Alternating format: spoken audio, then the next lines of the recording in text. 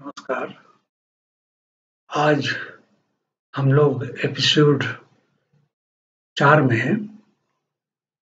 श्लोक 3 है चैप्टर 10 का गीता में, उसको डिस्कस करेंगे और उद्देश्य वही है कि स्वयं को जाने, कृष्ण को जाने और प्रकृति को जाने।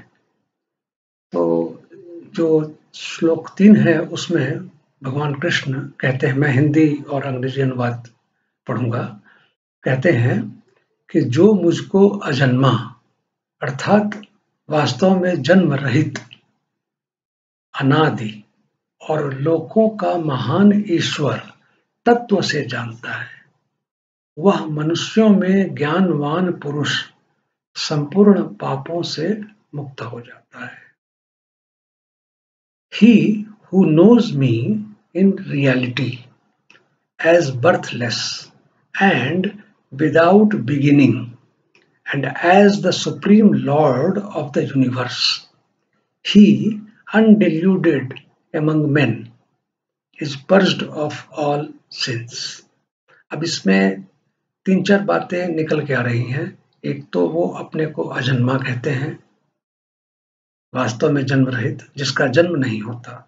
अनादि, जिसका आरंभ न हो, मतलब जिसका आरंभ न हो और अंत भी न हो। जब आरंभ नहीं होगा तो अंत भी कैसे होगा। और जो लोकों का महान ईश्वर है, सुप्रीम है, और इस बात को जो तत्व से जानता है, ट्रूली जानता है, समझता है, वह मनुष्यों में ज्ञानवान पुरुष, मतलब मनुष्यों में ऐसा वो पर्सन है जो ज्ञानवान है, जो रियली नॉलेजेबल है, जिसको ट्रुथ का पता है, और ऐसा व्यक्ति संपूर्ण पापों से मुक्त हो जाता है।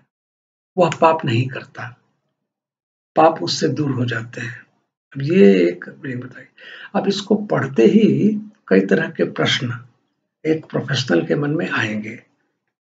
प्रोफेशनल कैसा है?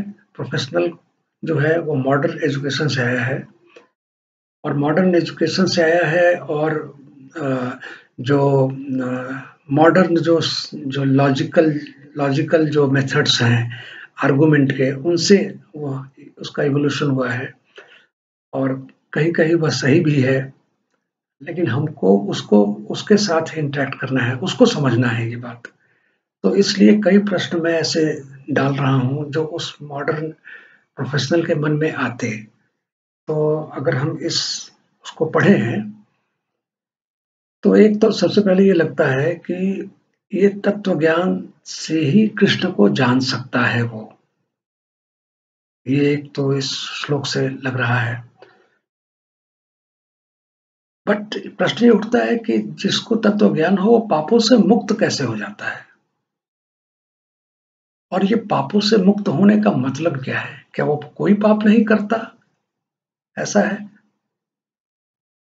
और फिर क्या जिनके पास तत्व ज्ञान नहीं है वो कृष्ण को नहीं जान सकते? वही हम लोगों ने कहानियां सुनी हैं मीरा की। मीरा सबसे बड़े एग्जाम्पल है कि बचपन से ही वो कृष्ण की मूर्ति लेकर घूमती रहती थी, और उनको उन्होंने अपना मान लिया था। तो क्या मीरा बचपन में उनको क्या तत्व ज्ञान प्राप्त हो गया था? नहीं। तो क्या वो पाप से मुक्त नहीं हुई थी? हुई थी। तो ये प्रश्न कई आते हैं। और ये भी है कि जो लोग विश्वास नहीं करते गीता में, गीता के संदेश में या कृष्ण में, वो क्या कृष्ण को नहीं जान पाएंगे? वो क्या पापों से मुक्त नहीं होंगे? ये सब प्रश्न कई तरह के आते हैं। तो अब इसको एक उत्तर क्या देंगे, डिस्कस करेंगे, क्योंकि मैं भी अपने को समझता हूँ कि विश्लेषण कर रहा हूँ, विवेचना कर रहा हूँ, बट हो सकता है कि मेरे सोचने की शक्ति कम हो। लेकिन यहाँ इसलिए डिस्कस कर रहा हूँ कि अगर कोई व्यक्ति इस तरीके से ओपन तरीके से सोचे, ओपन का मतलब है वह कमिटेड ना हो एक खास दृष्टिकोण से, मॉडर्न एजुकेशन तो हो उसकी, बट वो इस तरह से ना सोचे कि नहीं ऐसा होता नहीं है और फिर सोचे नहीं, वो ओपन माइंड से सोचे कि ऐसा हो सकता है और कैसे हो सकता है वह समझने की कोशिश करे। यह भी दृष्टिकोण कोई न रखे कि ऐसा ही हो सकता है, कुछ दूसरा नहीं हो सकता, क्योंकि इंटरप्रिटेशन कुछ भी हो सकता है किसी भी श्लोक का। यह तो किसी व्यक्ति ने लिखा है, तो हम भी वही व्यक्ति हैं। तो एक प्रश्न है कि कृष्ण क्यों कहते हैं कि वो बर्थलेस हैं,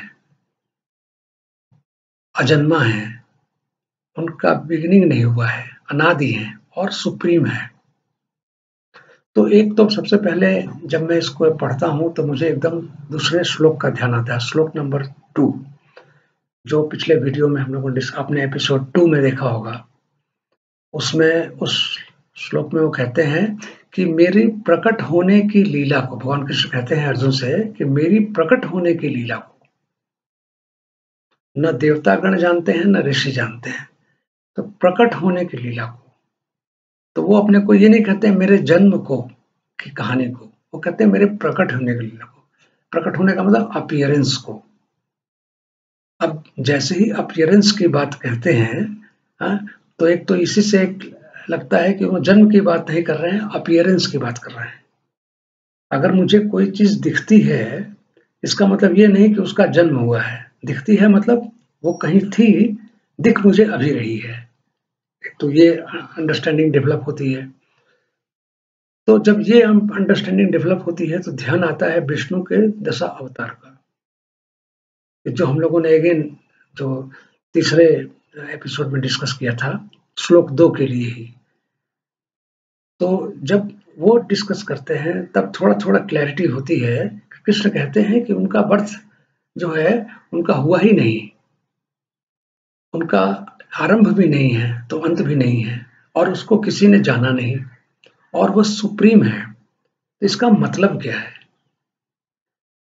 इसका थोड़ा थोड़ा आभास तो मुझे ऐसे मिलता है, कृष्ण के पूरे जीवन काल में जो जो घटनाएं घटी उसमें उन्होंने वो कार्य किए जो एक सुप्रीम ही कर सकता है।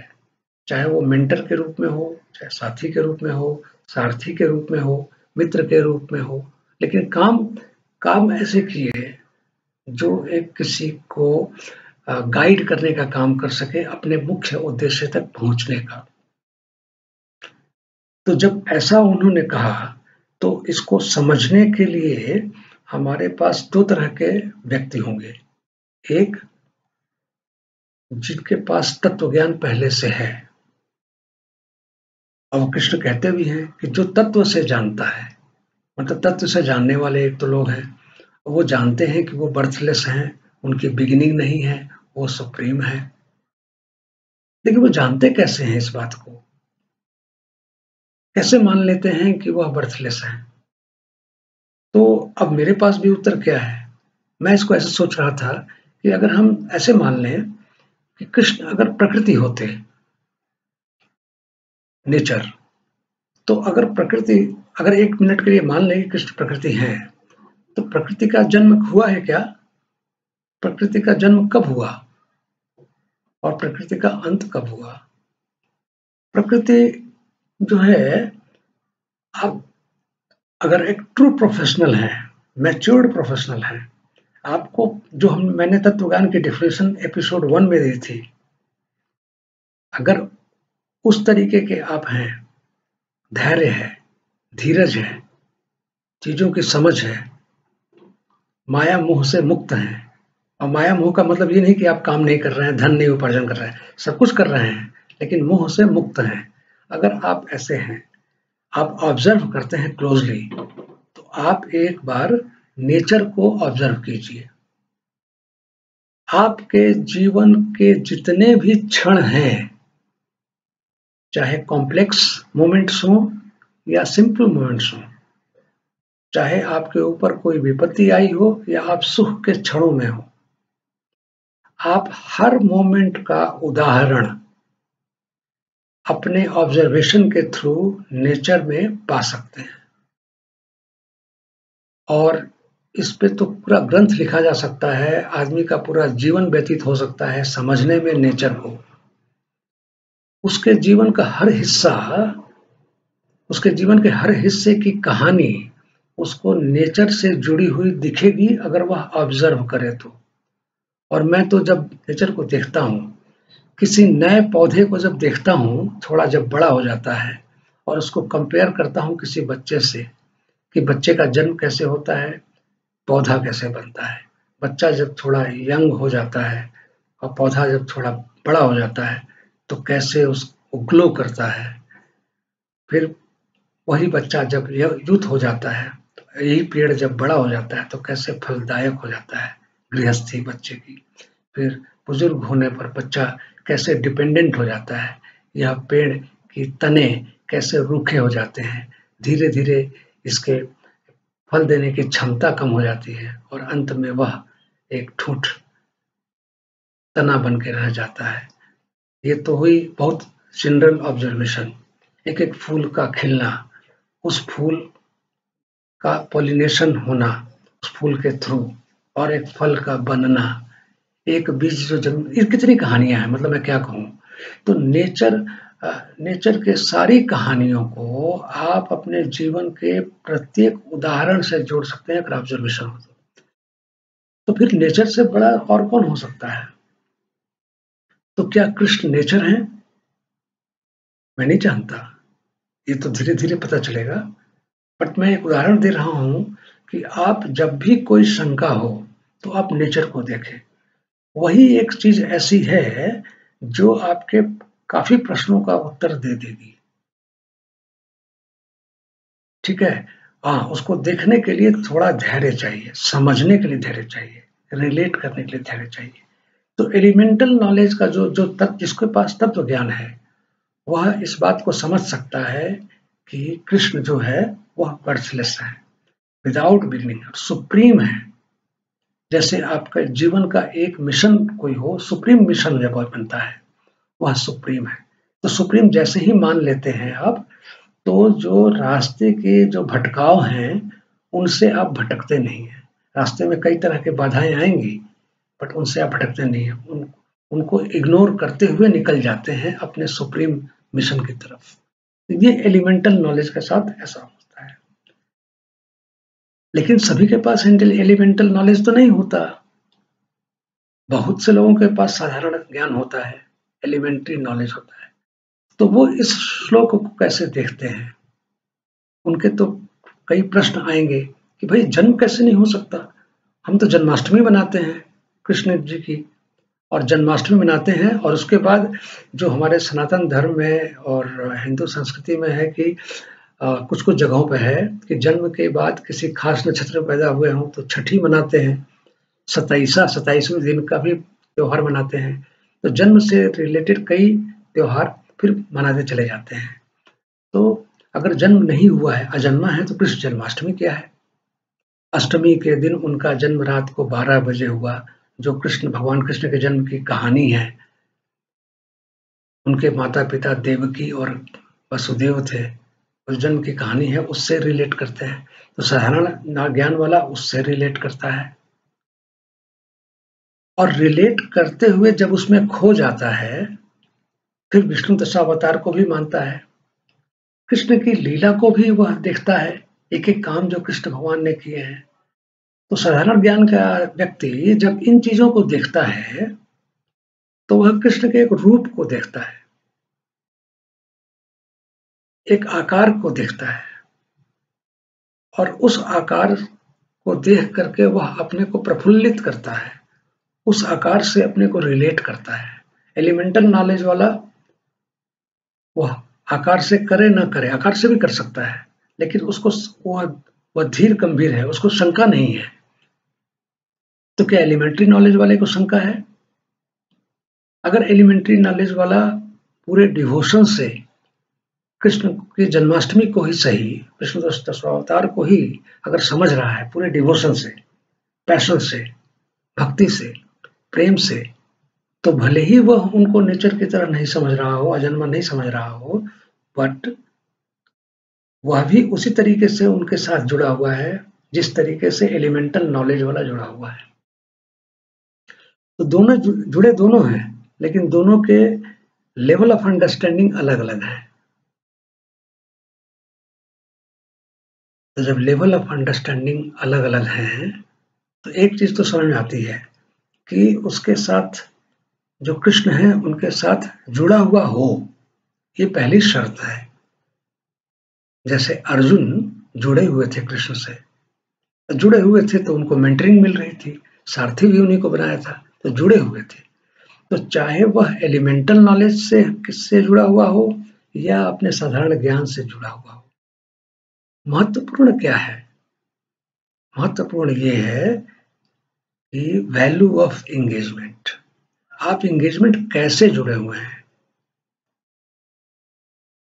अगर आप एंगेजमेंट जुड़े हुए हैं एक एथिकल पर्पज के साथ, कुछ लोग जो साधारण ज्ञान वाले हैं लेकिन दूषित माइंड के हैं, वो भगवान से कहते हैं मुझे ये करा दो तो मैं ये कर दूंगा, लेन देन की बात करते हैं।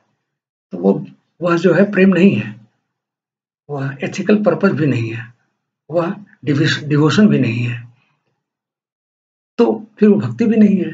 तो भक्ति नहीं है तो समझ भी नहीं है।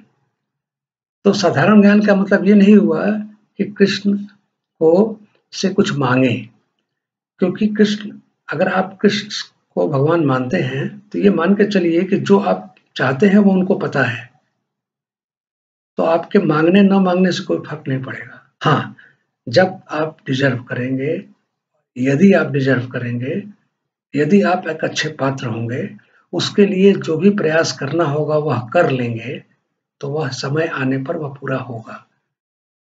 तो इम्पोर्टेंट क्या है? एंगेजमेंट। किसके साथ एंगेजमेंट?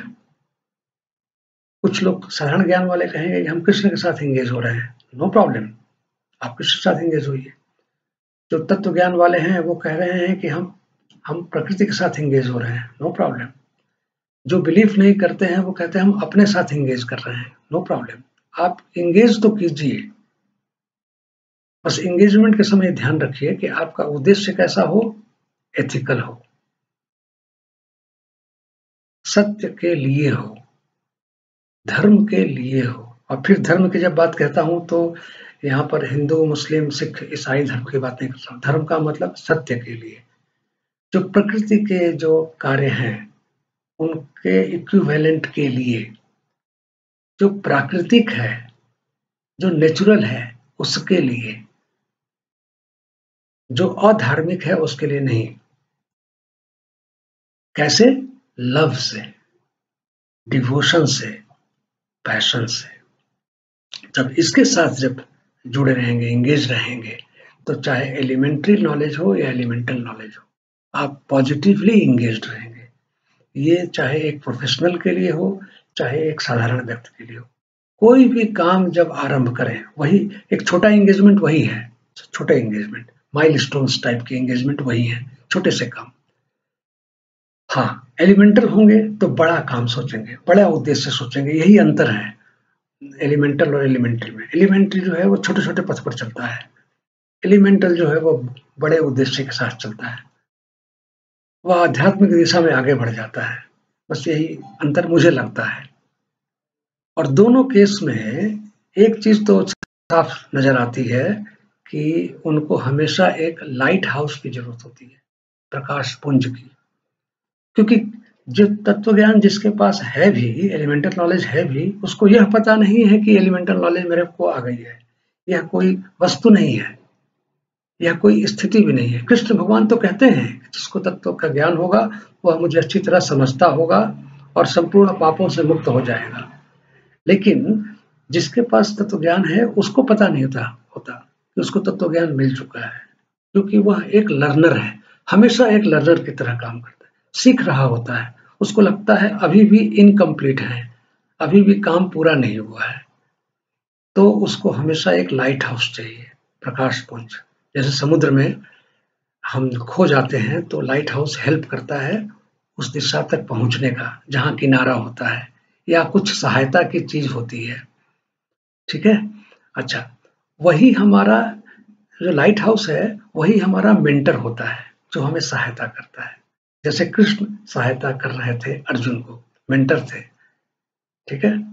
और मैं तो इसीलिए कई बार जब मैं किसी गाड़ी में बैठता हूँ, टैक्सी में, या ड्राइवर कभी रखता हूँ और उसके साथ बैठता हूँ, तो मैं अपने ड्राइवर को कृष्ण मानता हूँ, सारथी। फिजिकल रूप में भी साधारण ज्ञान से हम अपने ड्राइवर को भी सारथी मान लेते हैं। क्यों? क्योंकि वह जहाँ चाहेगा, जैसे चाहेगा वैसे ले जाएगा। कई चीजें उसके वश में नहीं होंगी, बट मेरी जो यात्रा है उसको वह सुखद बनाने में उसका बहुत बड़ा रोल होगा, और वह सुखद बना सके इसलिए मेरा उसके प्रति प्रेम आवश्यक है, मेरा उसको सम्मान देना आवश्यक है। तो बहरहाल जो मेंटर है वही लाइट हाउस है, और अपना एक सुप्रीम मिशन हो, सबसे बड़ा मिशन।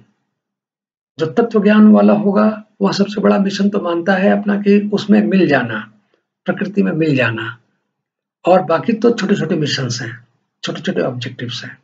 लेकिन जो साधारण ज्ञान का व्यक्ति है उसके लिए हो सकता है अपने बिजनेस में ये कर लेना ही उसका सुप्रीम मिशन हो, नो प्रॉब्लम। बाद में जब करते-करते उसको तत्व ज्ञान हासिल होगा तब हो सकता है अपना मिशन बदल दे। बट इम्पोर्टेंट क्या है?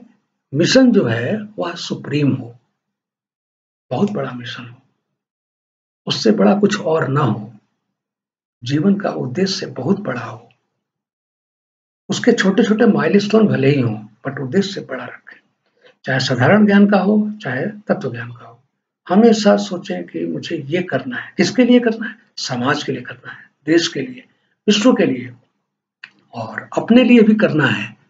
तो यह सोचते हुए कि यह कैसा है, यह एथिकल है ऑब्जेक्टिव, यह प्राकृतिक है, कैसा है, ट्रुथफुल है, ट्रुथफुलनेस से भरा हुआ है, किसी का नुकसान करने वाला नहीं है, भला ही भला करने वाला है। यही धर्म का पथ है, धर्म पथ, उस पर चलना है।